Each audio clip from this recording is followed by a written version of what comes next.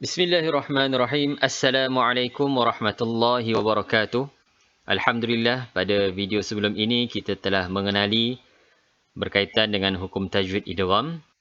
Masih lagi di bawah tajuk hukum tajwid nun mati dan tanwin. Kita beralih pada hukum tajwid yang kedua pada video kali ini yang dinamakan dengan hukum tajwid izhar halqi. Izhar halqi.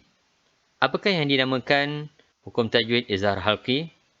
Izhar secara maksudnya bermakna jelas dan halqi bermakna halqum. Mengapakah hukum ini dinamakan izhar halqi? Hukum ini dinamakan izhar halqi kerana dibaca secara jelas dan halqi ini adalah daripada hurufnya yang 6 iaitu hamzah, ha, ghin, ain, kha dan ha. Huruf-huruf ini, ke-6 huruf ini berdekatan dengan kawasan halqum ataupun kerongkong. Maka dinamakan dengan izhar halqi. Maksudnya ialah mengeluarkan bunyi nun mati atau tanwin dengan jelas dan cepat. Bagaimana yang dinamakan mengeluarkan bunyi nun mati ataupun tanwin dengan jelas dan cepat? Kita perhatikan contoh di bawah. Kita ambil contoh yang pertama. Sila perhatikan tulisan yang berwarna merah. Di sini terdapat hukum izhar halqi iaitu apabila nun bertanda mati ataupun sukun, setelahnya adalah huruf izhar ataupun di sini contohnya huruf ha.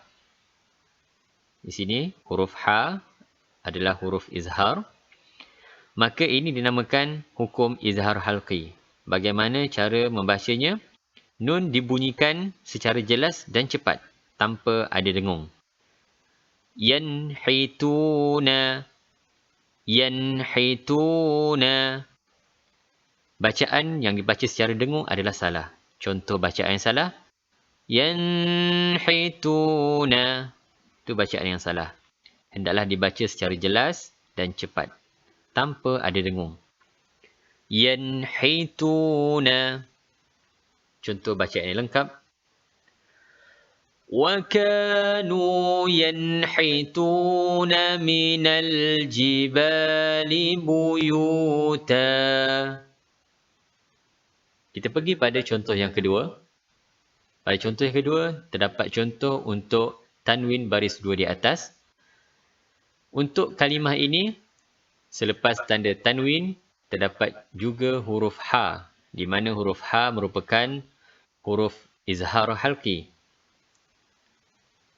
Aliman hakima. Bacaan lengkap. Wa kana Allahu aliman hakima. Bunyi nun dibaca secara jelas.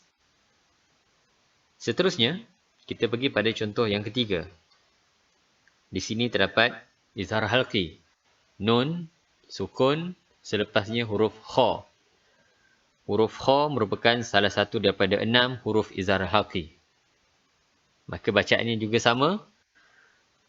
Min khalaq.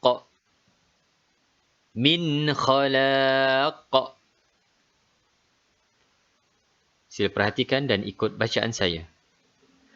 Ma lahu fil akhirati min khalaq. Contoh berikutnya. Di sini terdapat tanwin baris di hadapan, selepasnya untuk contoh huruf kha.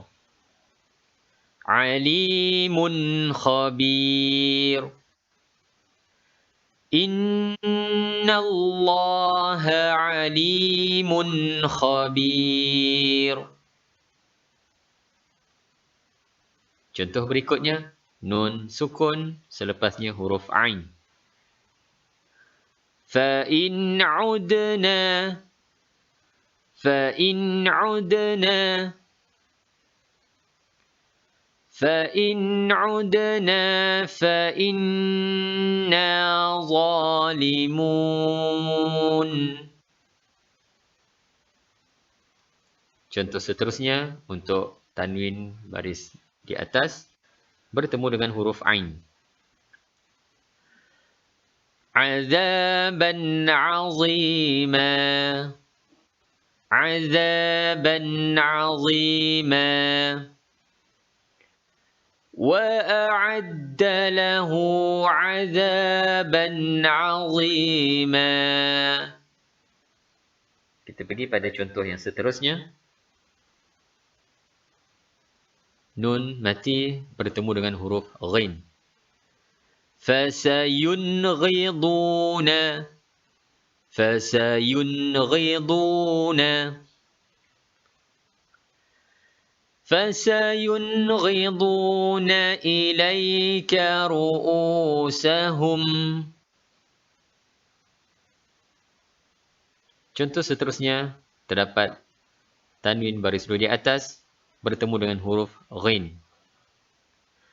عَفُوًّا غَفُورًا عَفُوًّا غَفُورًا إِنَّ اللَّهَ كَانَ عَفُوًّا غَفُورًا.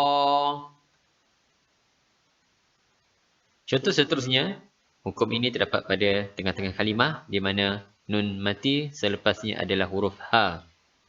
Bacaannya ialah minha minha minha khalaqnakum wa fiha nu'idukum. Ini untuk contoh tanwin baris dua di bawah selepasnya adalah huruf ha. Nafsin hudaha nafsin hudaha لَآتَيْنَا كُلَّ نَفْسٍ هُدَاهَا.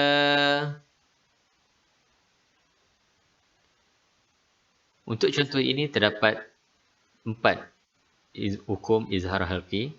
Yang pertama, nun mati selepasnya huruf ha. Nun mati selepasnya juga huruf ha. Nun mati selepasnya bertemu dengan huruf hamzah. Dan nun mati bertemu dengan huruf ha. Bacaannya sama juga seperti contoh di atas. Yanhauna yanhauna anhu anhu wa yan'auna anhu anhu وَهُمْ يَنْهَوْنَ عَنْهُ وَيَنْأَوْنَ عَنْهُ. Dan contoh yang terakhir pada ayat ini ialah tanwin baris dua di hadapan bertemu dengan huruf hamzah. Kullun amana kullun amana kullun amana billahi wa malaikatihi